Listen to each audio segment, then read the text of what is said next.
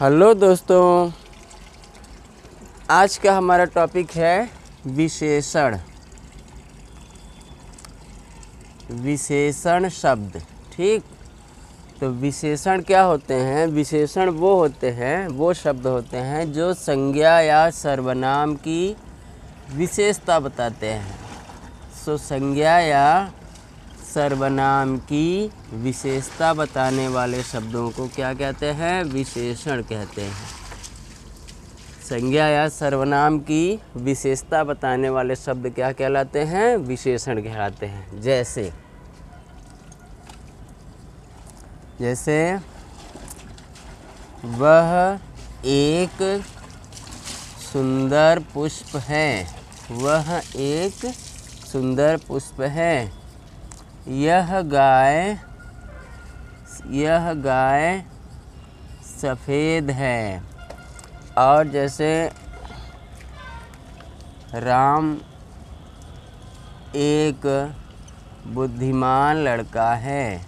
राम एक बुद्धिमान लड़का है।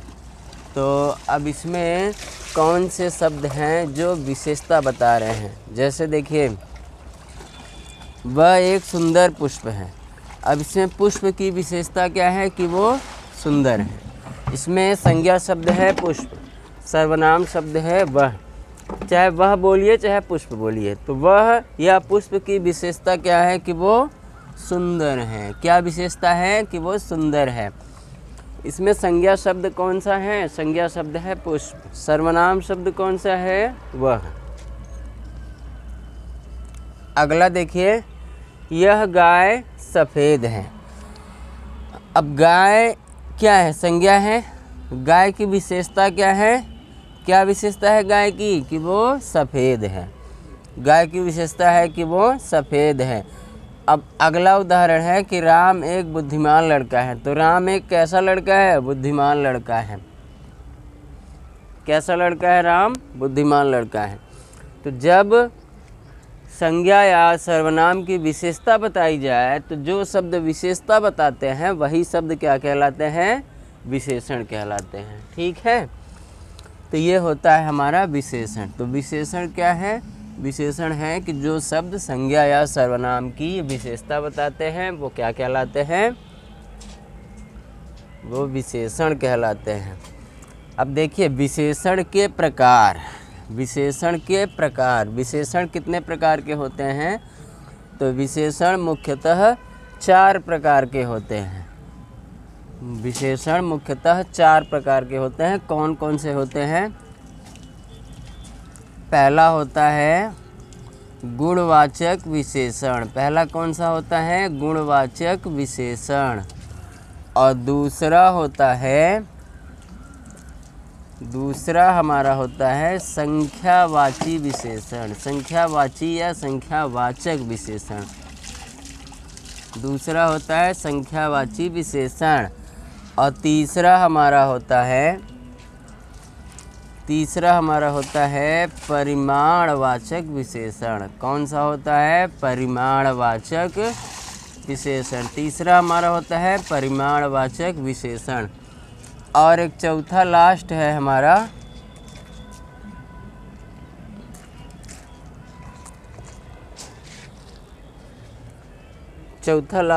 हमारा सार्वनामिक विशेषण। कौन सा होता है? सार्वनामिक विशेषण। तो ये विशेषण मुख्य 4 प्रकार के होते हैं। 4 प्रकार में पहला आता है गुणवाचक विशेषण, दूसरा है संख्यावाची विशेषण, तीसरा है परिमाणवाचक विशेषण और चौथा कौन सा है?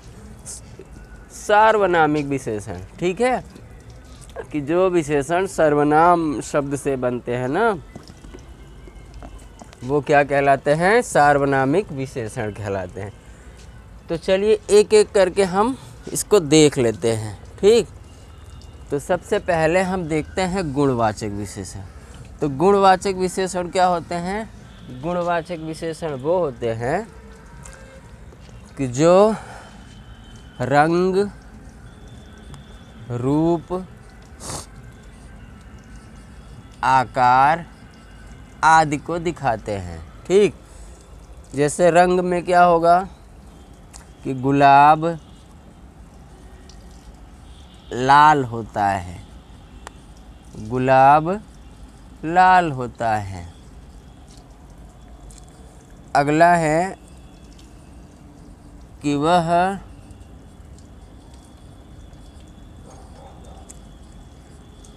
बाल्टी जैसे, वह बाल्टी जैसे मुंह वाला है, वह बाल्टी जैसे मुंह वाला है। अगला है कि मैं दिखने में, मैं दिखने में,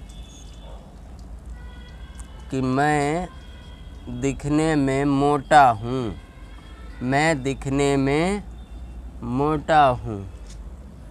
और है कि वह पतला है, वह पतला है या वह काला है, वह पतला है या वह काला है। तो देखिए इसमें गुणवाचक विशेषण कौन कौन से हैं जो रंग रूप आकार आदि को दिखाते हैं। जैसे गुलाब संज्ञा है, तो गुलाब कैसा है, लाल है। तो गुलाब की विशेषता क्या है कि वो लाल है, उसका रंग लाल होता है ना, गुलाब लाल होता है यानी गुलाब का रंग लाल होता है। तो यहाँ लाल शब्द क्या है, गुणवाचक विशेषण है। वह बाल्टी जैसे मुंह वाला है, उसका आकार कैसा है, बाल्टी के मुंह की तरह, बाल्टी की तरह। तो बाल्टी शब्द क्या है, विशेषण है। यहाँ बाल्टी शब्द क्या है, विशेषण है। बाल्टी जैसे है ना, बाल्टी की तरह है, तो बाल्टी जैसा यानी वो क्या होगा, गुणवाचक विशेषण होगा। मैं दिखने में मोटा हूँ, मोटा शब्द क्या है, गुणवाचक विशेषण है। मैं दिखने में कैसा हूँ, मोटा हूँ, तो मोटा शब्द क्या है, गुणवाचक विशेषण। वह काला है, तो काला शब्द क्या है, यहाँ गुणवाचक विशेषण है। ठीक है, तो गुणवाचक विशेषण यानी जो रंग रूप आकार आदि को दिखाता है वो क्या कहलाता है, गुणवाचक विशेषण कहलाता है। ठीक है, अब गुणवाचक विशेषण के बाद हमारा अगला आता है, दूसरा नंबर पर आता है संख्यावाची विशेषण। कौन सा, संख्यावाची विशेषण, संख्यावाची जो संख्या को दिखाता है। ठीक है, दूसरे नंबर का है हमारा संख्यावाची। अब संख्यावाची दो प्रकार के हो जाएंगे। कौन कौन से दो प्रकार के हो जाएंगे, एक होगा, पहला होगा निश्चित संख्यावाची, पहले नंबर में आ जाएगा हमारा निश्चित संख्यावाची और दूसरे नंबर में आ जाएगा अनिश्चित संख्यावाची। ठीक है, अनिश्चित संख्यावाची। अनिश्चित संख्या का मतलब है कि जो निश्चित संख्या न हो, जिसकी संख्या निश्चित न हो। ठीक, वो होता है अनिश्चित संख्यावाची। अब निश्चित संख्यावाची में क्या होगा, देखिए जैसे जो संख्या निश्चित हो, निश्चित संख्या का मतलब है जैसे 100 गाय निश्चित है ना, 100 गाय, और है 200 कंचे, 200 कंचे ये निश्चित संख्या है। 5 आम, 5 आम ये संख्या निश्चित है। ठीक, और है 1000 बाराती, 1000 बाराती, तो बारातियों की संख्या भी निश्चित है।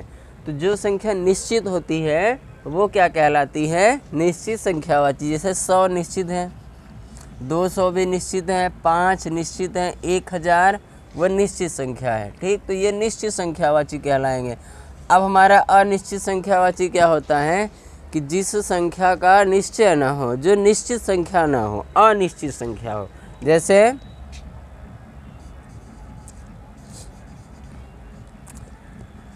जैसे कुछ आम, कुछ आम संख्या निश्चित है, नहीं निश्चित है ना, कुछ मतलब कितना पता नहीं, 2 4 10 20 50 100 1000 यानी कितना मालूम नहीं है, कुछ आम। ठीक,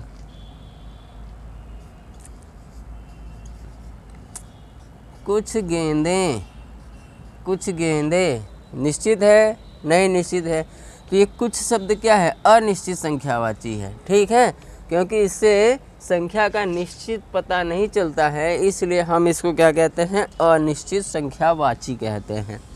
ठीक, अब अनिश्चित संख्यावाची के बाद हमारा आता है निश्चित संख्यावाची, अनिश्चित संख्यावाची।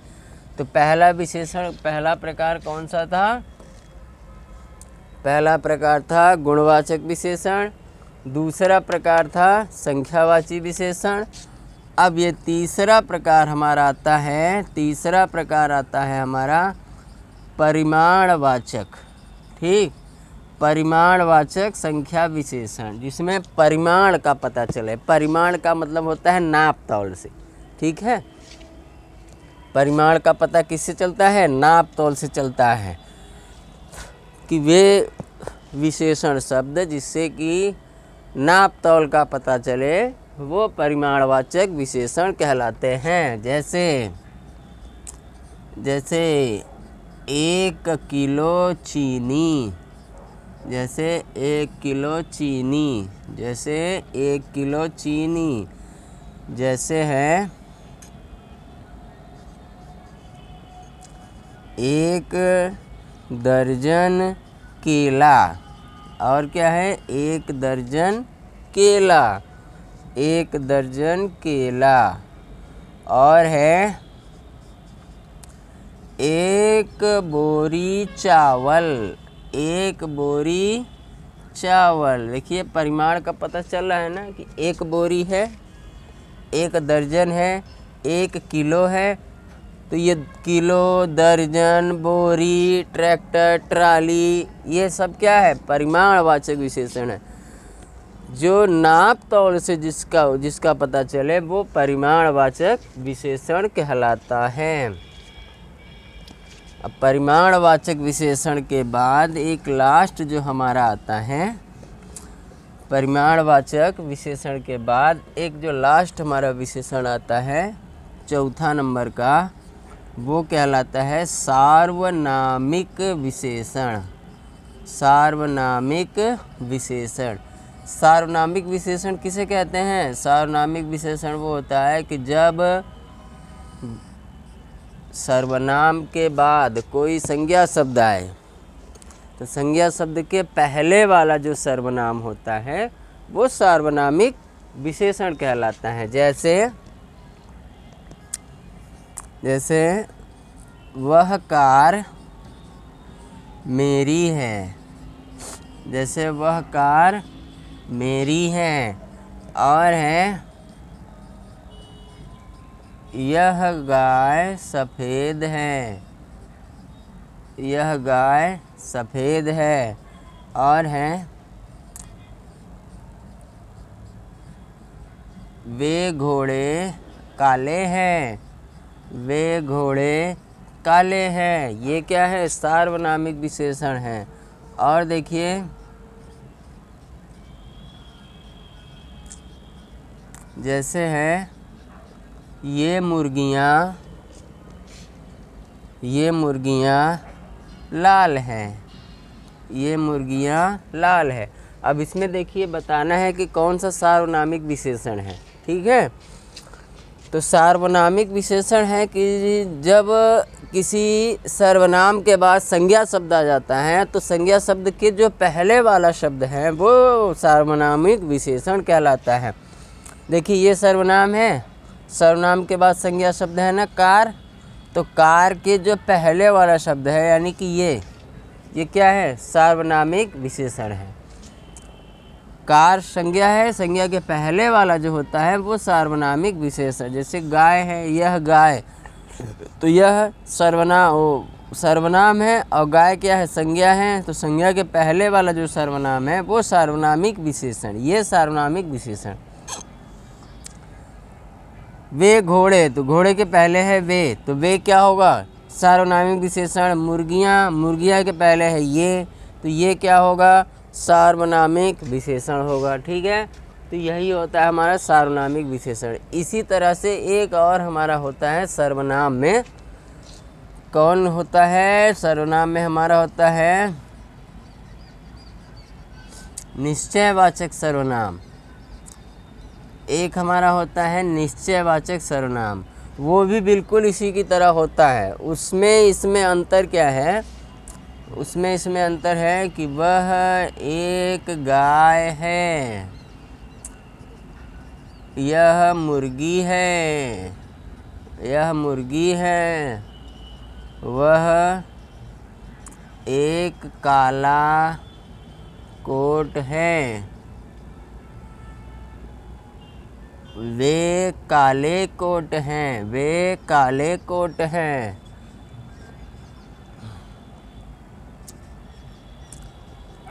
ये सफ़ेद हाथियाँ हैं, ये सफ़ेद हाथियाँ हैं।